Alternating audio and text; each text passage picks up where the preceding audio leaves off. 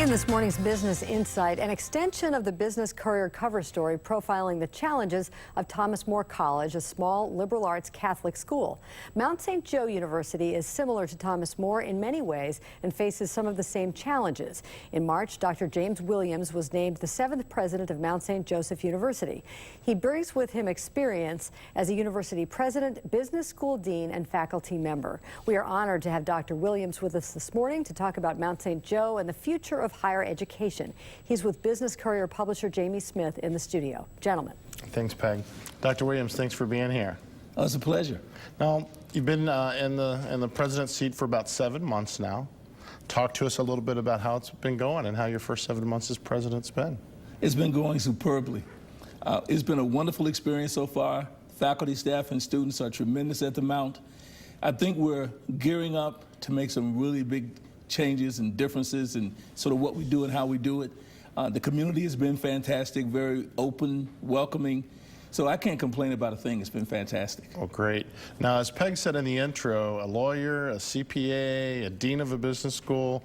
It says a lot of business there, a lot of business experience. Are you using that business experience here in Cincinnati at the Mount? Absolutely, I am. Obviously, the academy is the academy first and foremost, but it's also a business. We're in the business of education.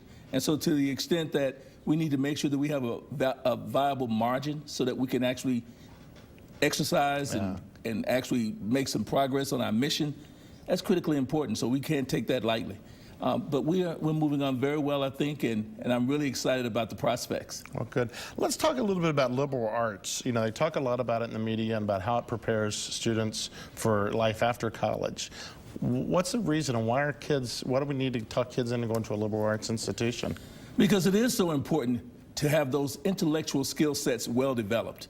And that's the distinction I like to make. When we talk about professional skill sets, that's fantastic, they're important, but they should be built on top of intellectual skill sets. Liberal arts educational institutions focus on developing those intellectual skill sets so that what happens is the young person leaving here hits the ground running as a professional. But we all know the world changes so dynamically. Absolutely. And as it changes, those intellectual skill sets allow the students to adapt very seamlessly, very smoothly, so that they can continue to be productive throughout a lifetime. Sounds like a great study to do as students that go that path and have to change careers, do they adapt much quicker? Where do you see growth there? Where do you see the mountain growing?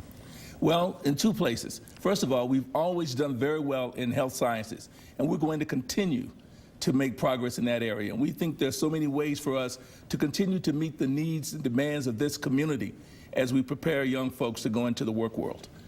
But we also are doing a really big business now in business. A lot of our students are choosing sport management, choosing accounting, choosing business management as opportunities to educate themselves to make contributions to the community. And so we think those are two big growth areas for us. Excellent. Well, being at the university for 7 months means you've also been in Cincinnati for about 7 months. How's Cincinnati treating you? What do you think? Very well. I usually get the question, so what has surprised you? Well, I'll tell you what has surprised me is just the vitality and the vibrancy of Cincinnati. There's so many great things going on around here. Unfortunately, I think we're somewhat of a best-kept secret as well. We need to make sure that we're sharing this word nationally and internationally. Yeah, it's interesting. I mean, Cincinnati is often referred to as that small big city or large small city. But when you get in Cincinnati and you go to the west side or the east side, you do kind of forget about things. And you guys are hidden away over there, but it's a wonderful institution. I've gone to a lot of your functions and seen a lot of your students have just really gotten out and succeeded in Cincinnati. So I'm sure that's going to continue under your leadership. Absolutely. And it's interesting because you say we're a little bit hidden away over there.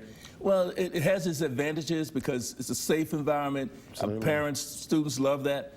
But we also have access to downtown Cincinnati, 15 minutes. That's fantastic. But one of the things we're trying to do is to make sure that the community knows that we're here and we're a viable option. That, in fact, we want to make sure that we're the mechanism.